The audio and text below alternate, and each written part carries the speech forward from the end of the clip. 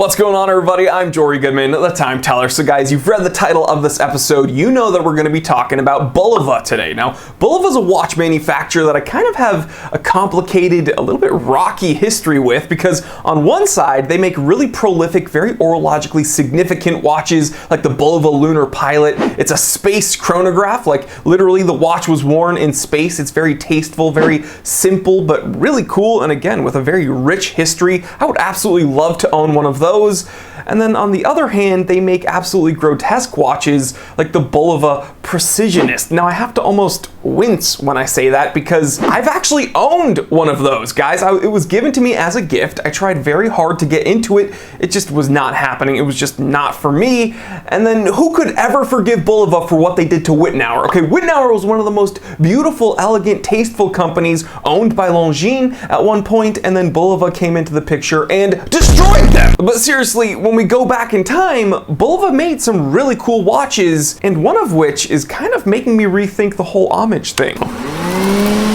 Whoa. It's 4:45 p.m. Let's get down to business.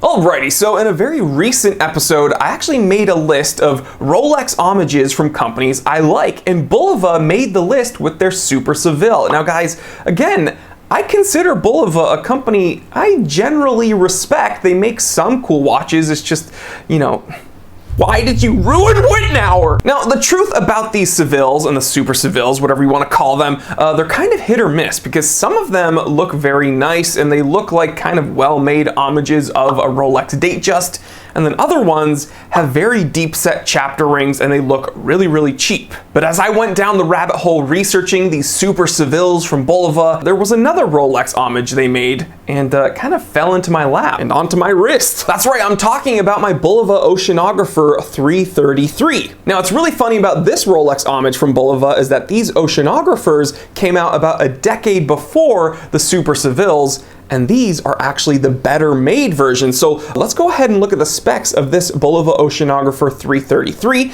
and then yeah, we can talk about why this is kind of, I don't know, messing with my head a little bit. Now guys, Bulova made a few different variants of the Bulova Oceanographer, but the Oceanographer 333, the Rolex homage, if you will, came out around 1969, and then the Super Sevilles and the Sevilles, they came out kind of late 70s, early 80s, and throughout. Now this Bulova Oceanographer 333 on my wrist right here has got a 10 karat yellow gold fluted bezel, got a 37 millimeter diameter, but it's got a 45.4 millimeter lug to lug, which means it wears pretty well even if you got bigger wrists like me. Now this watch is powered by Bulova's Caliber 11 ALACD automatic movement. It's got 17 joules and an 18,000 BPH frequency. Now this watch has got a date complication, and the 333 means something special. It's not just an arbitrary number, it means that it's got a 333 foot water resistance rating, which comes out just above 100 meters. So as I said earlier in this episode, the Super Sevilles were prevalent in the 80s, but these Oceanographers were prevalent in the 1960s and 1970s, and even though these are the older ones,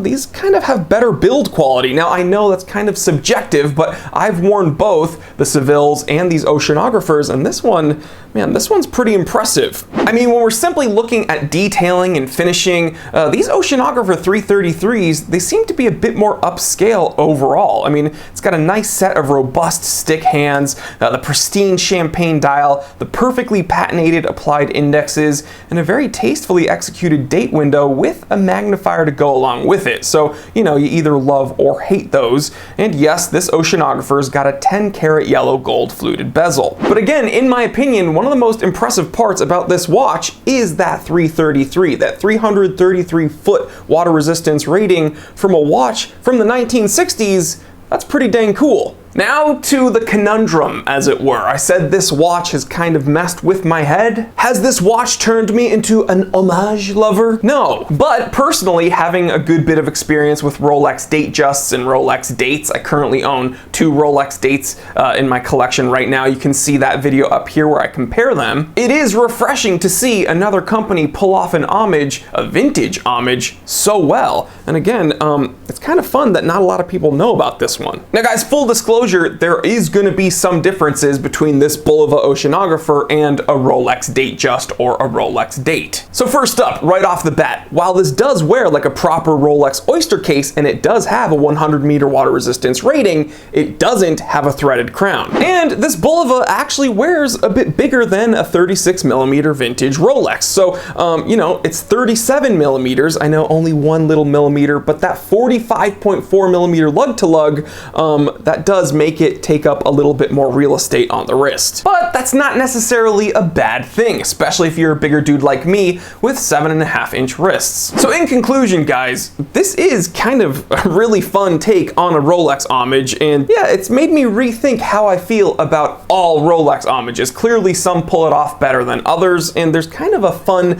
stealth obscurity to go along with this watch, and I mean, there's no getting around it. It's a well-made watch, regardless of it looking like a Rolex Datejust. But guys, as always, I want to hear from you. Have you ever seen one of these Oceanographer 333s? Do you own one? And do you kind of see what I mean? It's kind of making me, I don't know, rethink homages. So yeah, guys, leave me that comment. I want to hear from you. We can talk in the comment section and probably argue about how I pronounce homage. All right, guys, well, if you enjoyed this episode, thank you so much. There's a ton of ways to support the channel, but the easiest one is just to click that subscribe button and hit the bell icon so you don't miss out on any of the content we have here at the Time Teller channel. We have some new channel art, so if you go to the homepage, it looks pretty cool. My editors, they are crushing it. Kind of, I don't know, a little bit of like a retro techno. Ooh. Ooh.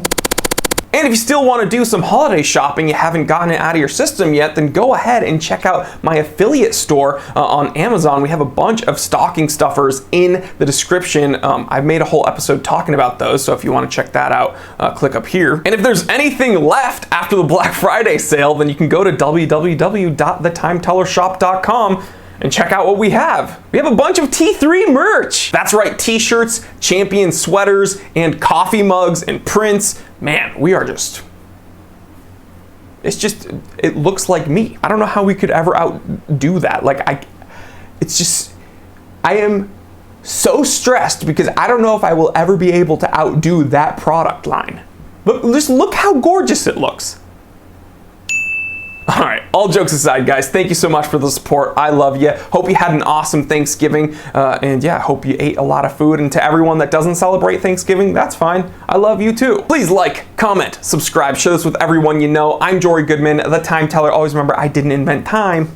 I just tell it. Real quick, if you enjoyed this episode, then do not worry, the fun doesn't need to stop here. Check out these recommended episodes that are going to be popping up on the screen anytime now. Also, take a moment, check out my brand new channel, the Time Away channel. It's where I talk about everything outside of the watch world, some of my other collections, some of my other hobbies. And if you're not interested in any of that, don't worry, just stay right here and I will see you right here. Because I never leave. I am trapped inside of this camera. Awesome. Dab.